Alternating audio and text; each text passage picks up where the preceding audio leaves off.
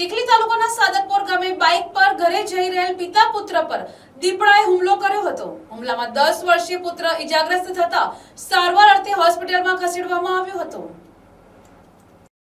બુધવારના રોજ રાત્રિના 8:01 વાગ્યાના અરસામાં સાદતપોર ગામના ભવાની ફળિયામાં રહેતા 10 વર્ષીય રોહન હિરેનભાઈ રાઠોડ તેના પિતા સાથે એક બાઇક પર ઘરે જઈ રહ્યા હતા।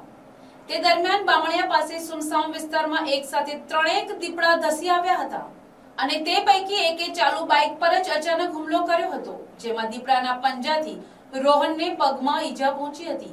તેને સારવાર અર્થે આનંદ હોસ્પિટલમાં ખસેડવામાં આવ્યો હતો, જ્યાં પગમાં 14 જેટલા ટાંકા લેવાની ફરજ પડી હતી। દીપડાના અચાનક હુમલાથી પિતા પુત્ર ભયભીત થઈ ગયા હતા, જો કે બાઇક પરથી કાબુ ન ગુમાવતા બંનેનો આબાદ બચાવ થયો હતો। પ્રાથમિક શાળામાં અભ્યાસ કરતા બાળક પર દીપડાના હુમલાથી સ્થાનિકોમાં ભય સાથે વન વિભાગ સામે ઉગ્ર રોષ ભભૂકી ઉઠ્યો હતો। નોંધનીય છે કે 2 વર્ષ પૂર્વે સાદતપોર ગામમાં દીપડાના હુમલાથી એક મહિલાનું મોત નીપજ્યું હતું। તે પછી પણ આ વિસ્તારમાં ગંભીરતા ન દાખવતા વન વિભાગ સામે અનેક સવાલ ઉભા થયા છે। સાદતપોરના બામણિયા ફળિયાના લોકો દ્વારા દીપડા અંગે છેલ્લા 4 દિવસથી વન વિભાગમાં રજૂઆત કરવામાં આવી રહી હતી। આમ છતાં વન વિભાગ દ્વારા ગંભીરતા ન દાખવી પાંજરું ગોઠવવામાં આવ્યું ન હતું, જેને લઈ આજે માસૂમે ભોગવવાનો વારો આવ્યો છે। મારું નામ હિરલ વિજયભાઈ રાઠોડ, સાદતપોર ગામટોળ ભવાની ફળિયા રહેવાસી।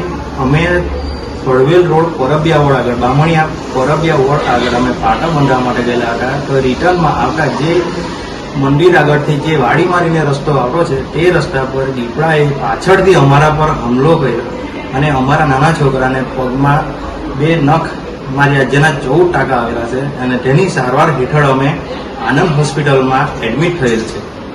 Bureau report NTC news Navsari.